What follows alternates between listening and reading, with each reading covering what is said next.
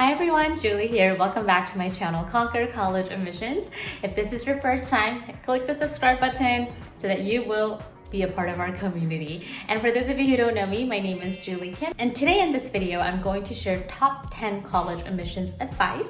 And I'm so excited to share these 10 with you. It's a combination of college admissions and mindset, which is so important to your success. So we're gonna go right into the top 10 advice. And before we get started, I highly recommend that you register for my free masterclass. In this masterclass, you'll learn 4 mistakes you must avoid and 4 strategies you better implement in your college admissions journey so that you can get accepted into your dream Ivy League and top tier colleges.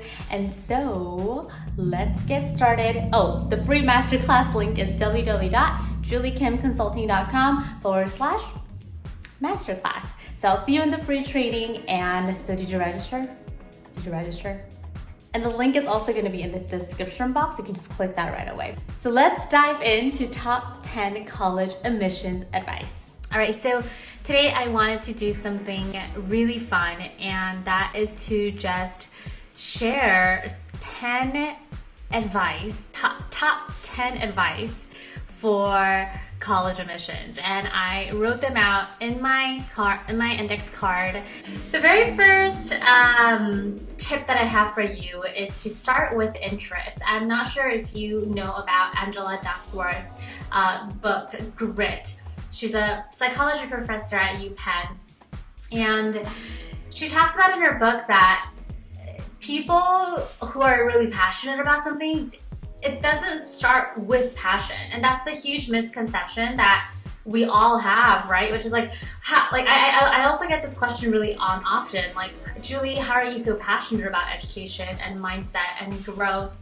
And like, when I think back to my entire life, I didn't start off passionate about education. It started off with an interest. So whenever you're doing something that's related to college admissions, you're exploring your career path, your academic interest, what else? Like looking for colleges, or even looking for extracurriculars to do, I want you to start with interest and let that unfold into more opportunities and experiences. And then once interest accumulates over time, that turns into passion, right? So that's tip number 1. Tip number 2 is it's not about your career. So what I mean by that is that colleges are not looking for which career path you would like to go into. They're not looking for that, because college admission officers are fully aware of the fact that students change their majors. 80% of the students change their majors on average. And so what they want to see is not what you want to become in terms of your career or your job or your occupation, but what do you want to study at our school? Why do you want to major in psychology, or biology, or chemistry, or computer science, right? Number 3, rec letters can make or break your application. I say this all the time to my students, and that's because so many students are really competitive. They have really good grades, and what's gonna be the final evidence that college admission officers look at? It's going to be the rec letter, because rec letter enables college admission officers to quickly rule out one student or reject one student over the other, because the rec letter, the quality of rec letter is so important. And it's easy to differentiate between a good one and an excellent one, and they're looking for an excellent one. Number 4 is start a passion project. Of course, I'm going to say something about passion project. Starting a passion project is going to be the only way that you can stand out in this process. It's going to be the healthiest way for you to stand out. It's going to be the most efficient way to stand out. It's going to be the most fulfilling way to stand out, because you're not trying to do a lot of different things to check things off, but instead you are focusing on what you're truly excited about. And I've been working with my Ivy League formula students, and my goodness, everyone's interest is so different. One of my students, Emma, she's working on feminine product related passion project. One of my students, Sanjana, is working on a art related passion project. It's just so crazy and amazing at the same time. What a great system this is. Not only for college admissions, it will definitely higher your chances of getting accepted, but just on a personal level, how you are really focusing on what you're truly excited about. Number 5, reach out to professors and admissions officers. I teach this to all of my students inside my programs. Reach out to professors, reach out to admission officers, network, land research positions, land interns. I want to just brag a little bit about my students. I had a call with my Ivy League formula students yesterday, and one of my students, he got a research position, and he's in artificial intelligence and computer science related industry. And he was actually struggling to get the research position, and he was like, am I gonna give up? What am I gonna do? And we just continued to send more emails, editing it, tweaking it, practicing the calls, and he got it. And I was so happy for him. Another student of mine, Mombi, in the Ivy League formula program, she also landed a research position. I think she said in UC Berkeley or UW, one of those.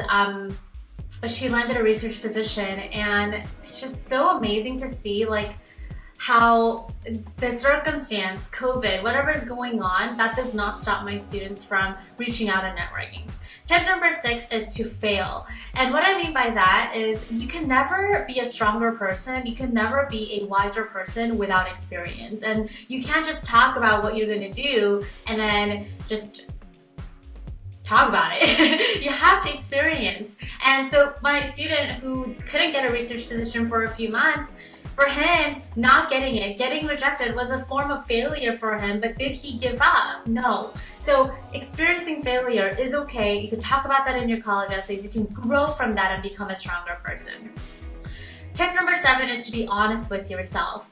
High school years, those 4 years are very confusing, right? You have friends, you have parents, you have society, you have Instagram, you have YouTube telling you what is right and what is wrong about life. And so you kind of get sucked into being a doctor is the best thing I could do. Being a lawyer is the best thing I could do. Doing summer program is the best thing I could do. But do you really like it? Do you really love it? So being honest with yourself and practicing that can also help you out with your college admission process. Number 8, start setting some of your values. And that's because most students struggle with creating their college list, and that is because they don't know what their values are, what's important to me. So if you're saying, I want to just get into Harvard because it's very prestigious, that's not a good way of assessing whether that school is going to be a good fit for you or not. So it's very important that you start setting some of your values so that when you're looking at colleges, you have a good idea of which colleges will be a good fit for you and not. Tip number 9 is don't spend more than 6 months on test prep. Students spend a year, 2 years, 3 years studying for the test. Is that really the best way to use your time? Efficiency is so important in this process. So I tell my students, I want you to, in your annual calendar, I want you to schedule 3 months or 4 months or 5 months or 6 months, and that will be your test prep time period. The thing is, even if you don't study SAT for 1 month, you will forget the techniques and strategies. Last tip for you is to dream big. So I'm gonna put this down because I'm done saying my 10 tips, but when I was growing up, I felt like if I dreamed too big, then I would get disappointed if I didn't hit those goals or if I didn't fulfill my dreams and goals. And what a coward way of living, right? Because if you set a goal this high, you will get at least there or hit your goal, right? But if you work from a place of I just want to do something that's safe. I don't want to fail. I just want to do what's comfortable for me. Well, you're never going to grow then because you'll be stuck there forever. And that is working from fear, not from love. That is working from fear, not from abundance and growth and fulfillment.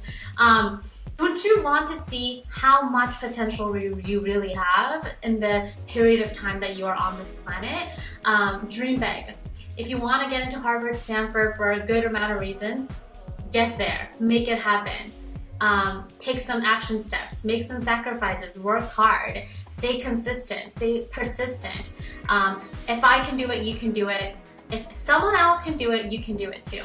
So I hope that you enjoy the top 10 advice that is so important for your life, your college admissions journey, and your future moving forward. And also I'm gonna drop in the free masterclass link once again so that you can take the free masterclass. And at the end, I share more strategies and how you can work with me and be a part of our amazing Passion Project Bootcamp community. So I'll see you in the free masterclass, and I'll be back with another video next week.